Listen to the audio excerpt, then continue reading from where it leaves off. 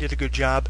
I'm not just saying it because I'm a Hulkamania fan. I just think that Hulk Hogan was a very appropriate host. You couldn't have had anyone better host WrestleMania 30. He was involved in several segments this year at WrestleMania, and he brought an energy out of WrestleMania unlike anyone has ever brought the WrestleMania 30 years after he was involved in the first ever WrestleMania main event, the first ever event, in my opinion, that really cross-trended Hollywood and professional wrestling. And I think for all of his contributions from WrestleManias 1 through 9 at least, even though Stone Cold Steve Austin believes Hogan had more to do with WrestleMania beyond WrestleMania 10, that is incorrect. Hogan was not the only one who screwed up in that promo, because Austin and even The Rock stumbled a few times. They had to catch themselves. I think he did a great job, and I think that there are even more Hulkamaniac fans out there even before Hogan made this mess up at WrestleMania, and I think there will be more to come in years to come. Hulk Hogan will certainly be a name that will be remembered for generations to come, fitting into the same category as the Ultimate Warrior. And this week on our show, once again, we are live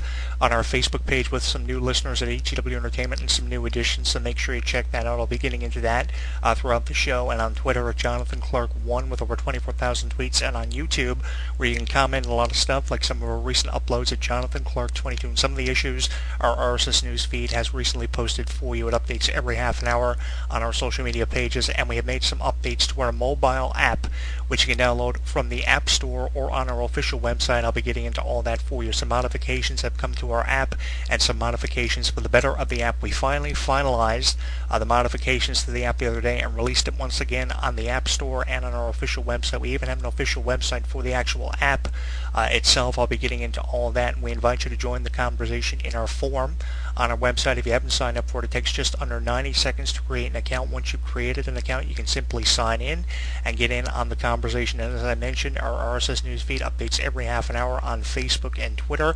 One of the things that aren't included on our app is a Facebook application, but there are more things besides Facebook included with our app. I couldn't get the Facebook app to work for some reason, I guess because of the modifications that I had made to the app in addition to the Facebook application, but there are so many options that our app offers you now. It's unbelievable. Again, it's available on the App Store for download, Google Play, and it's also available on an official website. We've linked up to our official website, and our radio show now is available also in podcast format from FeedBurner and podnova.com. If you've signed up for an account on Podnova, you can get access to all of our YouTube videos now in podcast format for you, and we also have an XML feed now available on our website in our RSS feed links section of our news center on our website, so make sure you check all that stuff out. And our top discussion this week is, have we seen the last of The Undertaker? After an incredible effort at WrestleMania 30 against Brock Lesnar, with their history going back over 10 years, was Brock Lesnar the most appropriate opponent that The Undertaker could have had to have his streak end at WrestleMania? I don't know if really Brock Lesnar was the right guy to be given the distinction of having end the Undertaker streak at WrestleMania and having him go to 21-1. I think they could have brought in a bigger star to end the Undertaker streak. I mean, they had The Rock there. There was nothing wrong with The Rock facing the Undertaker and The Rock defeating the Undertaker to become the one. It's interesting because, talking about The Rock there, I saw a graphic that a wrestling fan had made a couple of months prior to WrestleMania 30, and it said The Rock defeats the Undertaker to become the one. The Great One defeats the Undertaker to become just the one.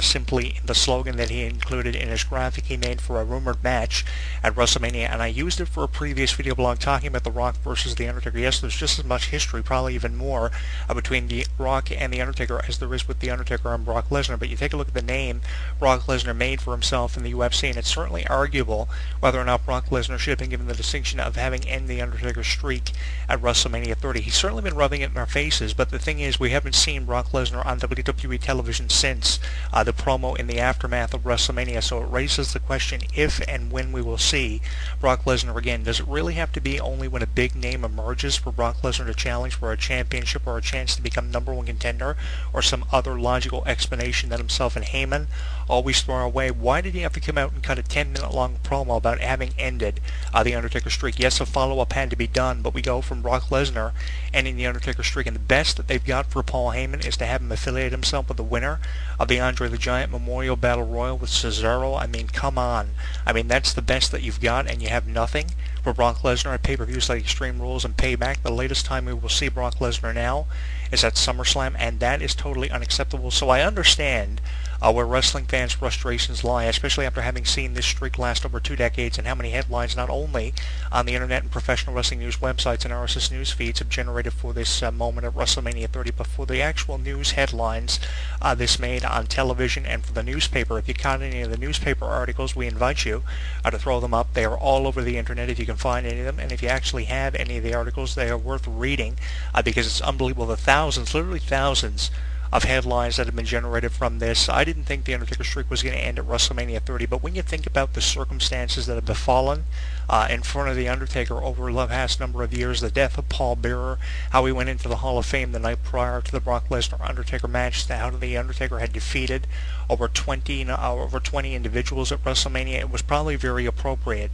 to have it end at WrestleMania 30. Just because it was WrestleMania 30 alone was probably appropriate enough, a logical reason for the Undertaker streak to end. And given everything the Undertaker has given us as a performer over the years, not just at WrestleMania, which is something that fans often overlook because he only wrestles once a year all the time, and with every name that he's defeated, a host of legends, former champions, Hall of Famers, he's done it all in this over 2-decade-long streak, over 21 years, 21 victims for the Undertaker, with his last victim being CM Punk, one of the earlier Paul Heyman guys, when Paul Heyman started having clients when he returned as the representative of Brock Lesnar after being gone for over 8 years in WWE. I mean, it's amazing, just taking a look back at this streak and how many classical moments the Undertaker's given us with the likes of Jake Roberts, Randy Orton, Batista, Ric Flair, which was one of the best Undertaker matches, one of my favorite Undertaker WrestleMania matches at WrestleMania 18, the 10th victim of the Undertaker being Ric Flair. I mean, Ric Flair really brought it to the Undertaker. If I ever had to make a top 5 list of top Undertaker matches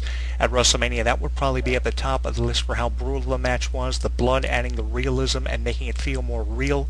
It was just amazing seeing Flair and Undertaker at WrestleMania, and in my opinion, Ric Flair could have been given the distinction of having ended the Undertaker streak at WrestleMania with how brutal some of their matches have been and the history they have going back as far as 1990, 1991, within the first year of the Undertaker's career in WWE. Ric Flair assisted him in becoming champion for the first time, even though he only held it till Tuesday after the Survivor Series. I mean, it was amazing seeing how Ric Flair assisted the Undertaker in the first year of his arrival in the WWE, coming in 1990 and then feuding with Hulk Hogan less than a year after his arrival to become WWE champion for the first time. He would go on to hold the championship a record number of times. That's a lot of times the Undertaker's held the championship. He's done it all. So taking a look back at his career accomplishments, let alone just everything that he's done at WrestleMania, it just pretty much puts into perspective why the Undertaker streak finally had to come to an end. And there will be a dispute for years to come as to whether or not Brock Lesnar was worth giving the distinction of having end the Undertaker streak at WrestleMania, with how many rumored opponents the Undertaker were to have at WrestleMania to have the end streak of the Undertaker. I mean, there was a rumor that Kane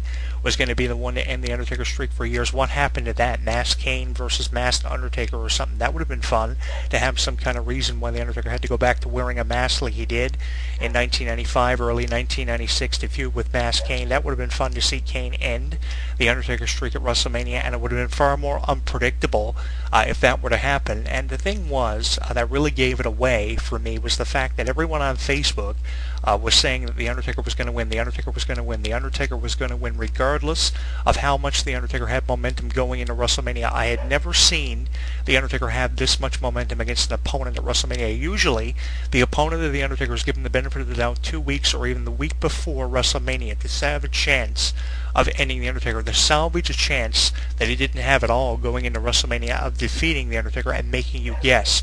So WWE turned it around after reading the predictions on Facebook and Twitter, especially on Facebook, where there were thousands of posts favoring the Undertaker, and Brock Lesnar wins. I didn't want to believe it. There was a thought in the back of my mind that Brock Lesnar may do it because of the name that he established in MMA and the UFC, dominating as champion for seemingly forever before being defeated and having a stomach injury that ended his career, unfortunately. Although Brock Lesnar allows one day he'll go back to the UFC, I don't see that happening anytime soon. I don't believe that for 1 minute that we're going to be seeing the Undertaker, Brock Lesnar, go back to the UFC or the MMA world. So he's going to continue wrestling, which is why I think there was desperately time for a follow-up with the whole Undertaker Brock Lesnar thing, because there are so many questions affiliated with it.